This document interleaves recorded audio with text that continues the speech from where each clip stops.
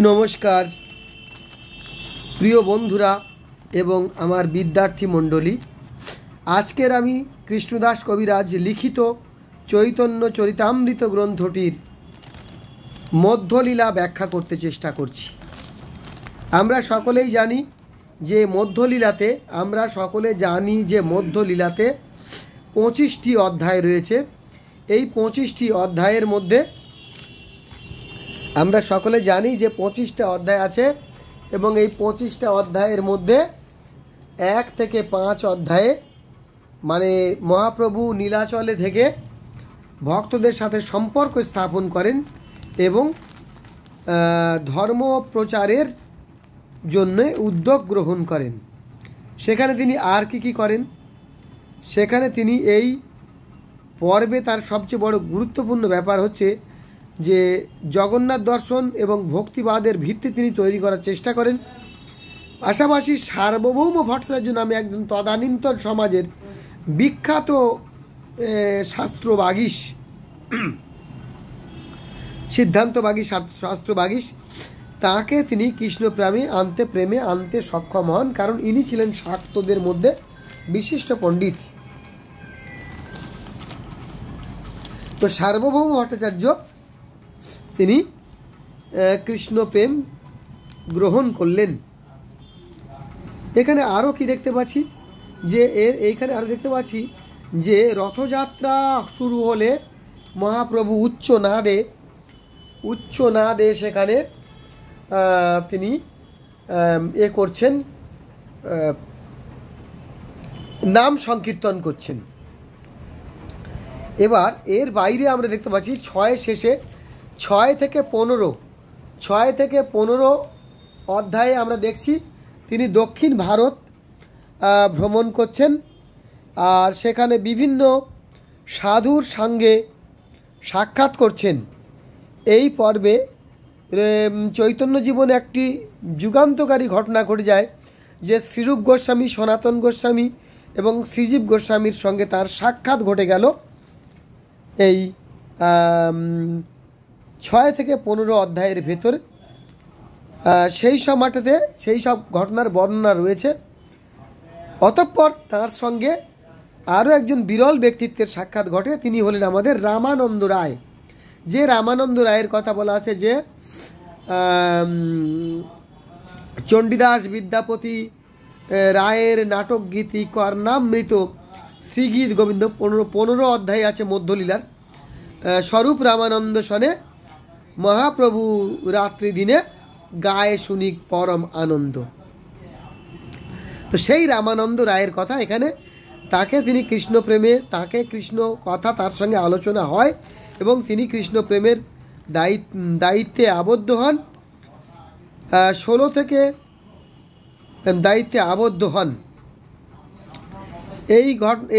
এই অধ্যায়ের 16 থেকে 25 অধ্যায় জুড়ে মহাপ্রভুর কৃষ্ণপ্রেম মত্ততা লাভ করে। প্রচুর তিনি পাগল প্রায় হয়ে প্রচার করতে শুরু করে দেন।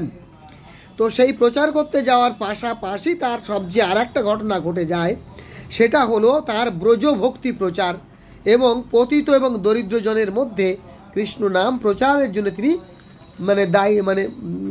প্রচুর চেষ্টা করলেন। তো এবং তিনি সফলও হলেন। বৈষ্ণব ধর্ম সেই সময় সারা ভারত জুড়ে একটা আলোড়ন ফেলল। বিশেষত ব্রজভক্তি, যখন ব্রজবাসীর ভক্তি, ব্রজ বৃন্দাবনের ভক্তি যেন জনমানুষের উপর একটা প্রভাব ফেলল। আমরা জানি যে ব্রজবাসী নামেও একটি পবিত্র টাইটেল রয়েছে। তো যাই হোক, ব্রজ ভক্তি হলো। এবার যাব আমরা অন্তলীলায় কথায়, যে মহাপ্রভু তো সারা ভারতবর্ষে মধ্যলীলা জুড়ে সংগঠন করলেন, ভক্তদের তৈরি করলেন, নেটওয়ার্ক করলেন। তারপরে তার শেষ জীবন কি হতে পারে? বাকিটুকু আছে অন্তলীলা, সেটা হচ্ছে 20টি অধ্যায়। অন্তলীলার 20টি অধ্যায়ে 1 থেকে 5 অধ্যায়ের ভেতর তাঁর দিব্যন্মাদ মহাপ্রভুর কৃষ্ণ ভক্তি প্রচার, রাধা ভক্তি প্রচার, রাধা ভাবে তন্ময় হয়ে যাওয়া এবং সেই সঙ্গে ভক্তদের সঙ্গে তিনি কৃষ্ণ প্রেমে মত্ত হয়ে কৃষ্ণ নাম প্রচারে তিনি ব্যস্ত থাকেন। এবার 6 থেকে 15 অধ্যায় জুড়ে মহাপ্রভু মাঝে মাঝে তার শরীরের মধ্যে, তার ভাবের মধ্যে রাধার অনুভূতি পান এবং রাধা বিরহে কাতর হন, নিজেকে কৃষ্ণ মনে করেন এবং রাধা বিরহে কাতর হন এবং রাধা বিরহে তিনি অশ্রুপাত করতে থাকেন। 6 থেকে 15 পর্যন্ত তার রাধার জন্য ব্যাকুলতার অনেক জায়গা আলোচিত হয়েছে। এর মাঝখানে তিনি আবার বহু মানুষকে দীক্ষা প্রদান করেন এবং দীক্ষা দান এবং মানে সেই দীক্ষিত ব্যক্তিদের দ্বারায় মহোৎসব ভেগ ধারণ করা, মানে মহোৎসব করা, অষ্টম প্রহর, নিশি প্রহর ইত্যাদি বিভিন্ন প্রকার মাঙ্গলিক অনুষ্ঠানের মধ্যে তাদের দ্বারা প্রচারের রাস্তা তিনি খুলে দেন। এক কথায় বৈষ্ণব ধর্মের সমস্ত বাস্তব ধর্মীয় মাঙ্গলিক অনুষ্ঠানগুলি, কুলাচার, লোকাচার, দেশাচারের মাঙ্গলিক অনুষ্ঠানগুলির প্রচার এই 6 থেকে 15 অধ্যায়ের অন্তলীলাতে মহাপ্রভু মানে ভিত্তি স্থাপন করেছেন এবং প্রচার করেছেন। এবং 16 থেকে 20 অধ্যায়ে তিনি সম্পূর্ণ তার অন্তর্ধান লীলা, সেই অন্তর্ধান লীলা নিয়ে নানান কথা তো রয়েছে। সেই অন্তর্ধান লীলা রহস্য তিনি এক একজন মতো কথা বলল। চৈতন্য কৃষ্ণদাস কবিরাজ তাকে সেইভাবেই দেখেছেন, মহাপ্রভুকে তার ঐশী প্রয়াণকে তিনি চিহ্নিত করেছেন। তো এখানে বলতে পারি যে এই মানে শ্রীকৃষ্ণকে কৃষ্ণদাস, শ্রীল কৃষ্ণদাস কবিরাজ, শ্রীল কৃষ্ণদাস কবিরাজ গোস্বামী, ইনি বৈষ্ণবদের বাইবেল চৈতন্য চরিতামৃত সৃষ্টি করে ফেললেন।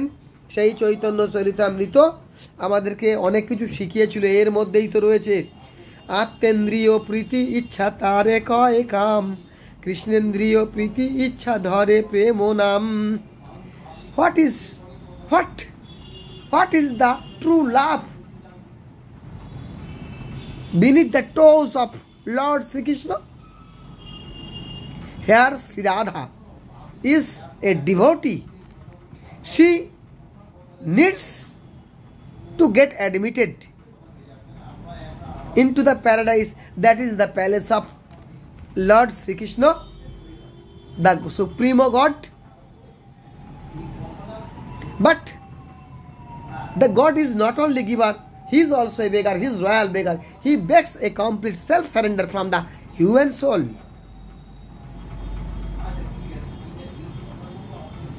Sri Radha is a devotee who can surrender her all beneath the toes of Lord Krishna for a divine love of sacred God, the Almighty God. We pray thee, oh my God, that may be beautiful within. প্রিয় বিদ্যার্থীরা, আপনাদেরকে প্রীতি, শুভেচ্ছা, ভালোবাসা, স্নেহ, আশীর্বাদ আমার তরফ থেকে রইল। আপনারা সকলে কুশলে থাকুন।